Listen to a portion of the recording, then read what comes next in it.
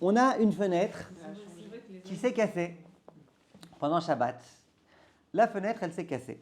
Donc on a dit la fenêtre, elle fait partie intégrante du mur, c'est un peu comme le mur. De casser une fenêtre, Shalom, ça serait sauter. De construire une fenêtre ou de remettre une fenêtre qui est complètement retirée, c'est comme comme une porte, c'est bonnet. On a compris ça. Mais ma fenêtre, elle s'est cassée pendant Shabbat, il y a beaucoup de vent, il fait très froid, en plein hiver.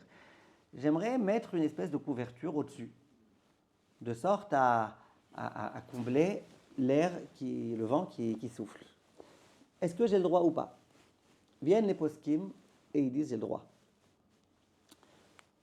Pourquoi j'ai le droit? Parce que si ça avait été quelque chose qui vraiment, il y avait des chances que je le laisse ça pour toujours. Par exemple, si par exemple, je sais pas, moi je suis vitrier, d'accord, j'ai chez moi des fenêtres exactement de la taille, des morceaux de vitre exactement de la taille, et que je l'emplaçais là-bas, là, évidemment que ça sourd. Là, évidemment que ça sourd, parce que c'est bonnet, et même si tu n'as pas encore mis de colle, mais de peur t'en vienne à mettre de la colle, et parce que c'est fait pour... Ah non, un vêtement, tout le monde comprend que tu ne le mets pas là-bas pour toujours. Tout le monde comprend que tu vas le retirer juste ensuite. C'est quelque chose d'appoint que tu mets juste pour maintenant. Bien le Chafetz Chaim, il dit de façon explicite, ça c'est permis. Et pas, attention, ne commence pas maintenant à mettre comment on appelle ça, des punaises et tu l'attaches au mur. Là, on a dit d'attacher quelque chose avec des punaises au mur, ça c'est assaut. Mais de le tenir d'une façon ou d'une autre, un peu de le mettre derrière, de faire passer par la fenêtre d'à côté, de faire quelque chose comme ça c'est permis. Ok? Maintenant, et c'est pas bonnet, c'est pas des sourds de Rabbanan, c'est rien du tout, c'est permis. C'est provisoire parce que c'est provisoire. Parce que c'est provisoire et parce que c'est quelque chose dont on sait qu'on ne sera pas mévatel auto là-bas. D'accord? Si ça avait été quelque chose qu'on aurait pu être mévatel auto là-bas, qu'on aurait pu laisser ça pour toujours là-bas, ouais, là c'est un problème. Et là, il faudrait, avant Shabbat, avoir pensé qu'on le mettrait, tout type de conditions qu'il faudrait. Par contre, dans le cas où c'est quelque chose qu'on sait qu'on ne va pas être mévatel, ça on a le droit. Maintenant, la grande question, c'est la fenêtre, elle s'est cassée et il reste des morceaux de vitre comme ça, collés sur la fenêtre, de la vitre cassée, qui est collée sur la fenêtre, un peu comme les pare-brises, là, vous voyez, quand ça se casse. Hein. Une partie, elle est défaite, une partie, elle est faite. Est-ce que j'ai... D'abord, de retirer ça. Comment vous diriez? De retirer les morceaux de verre. Par exemple, le grove de la verre, il est cassé, mais il reste des morceaux de verre un peu à droite, un peu à gauche.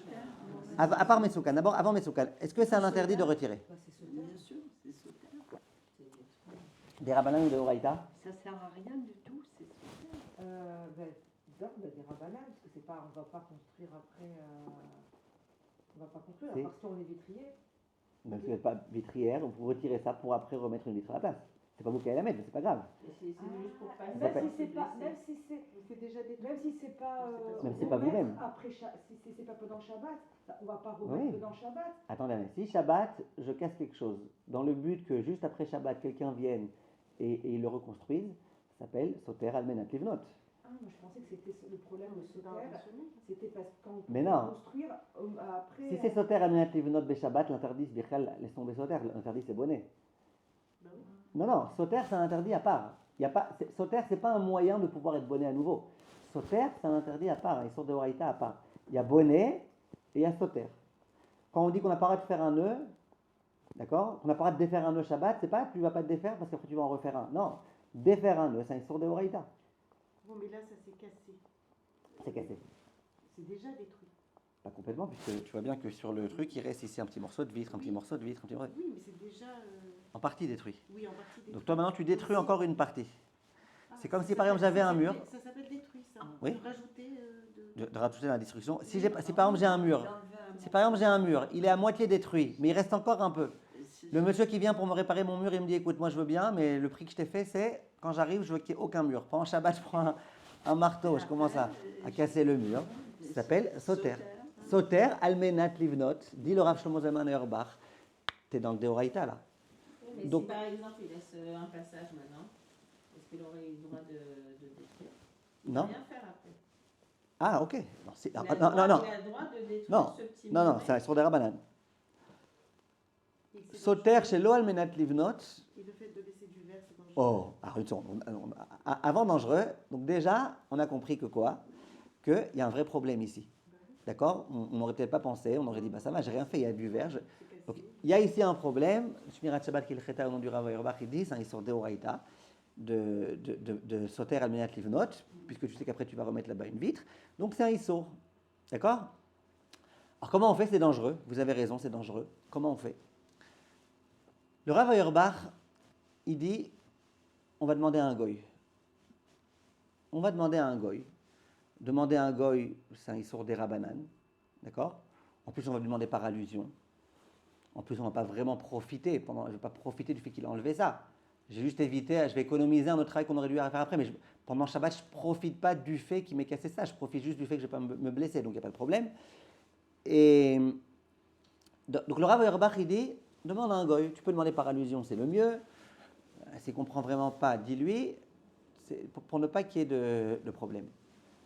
Après, il dit le Rav Auerbach, et ça, je le reproche un peu à certains autres poskim qui ont ramené le Rav Auerbach de façon pas précise. Le Rav Auerbach, il dit, et si vraiment il n'y a pas de goy, si vraiment tu ne trouves pas de goy là où tu es, et que bon, c'est dangereux, qu'il y a des enfants à la maison et compagnie, alors je t'autorise de le faire qu'elle est à Chariad, avec un chinouille, de façon inhabituelle. Si habituellement tu l'aurais cassé avec un truc, là tu fais différemment, tu prends un balai à l'envers, je sais pas moi, tu prends un truc que tu n'aurais pas fait en général, tu n'aurais pas fait avec ça. Il dit, j'autorise qu'elle est à Chariad, de façon inhabituelle, avec un chinouille. Maintenant, quand on étudie cette sugiya-là, normalement non.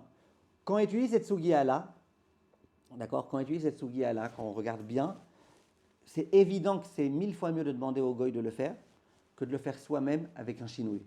C'est évident, je ne vais pas rentrer dans tout le pile-poule, mais c'est évident. Et le Rav Auerbach lui-même, parce que moi, je n'ai pas cru, j'ai vu dans d'autres farim qui ramenaient le Rav Auerbach qui disait, tu as deux solutions.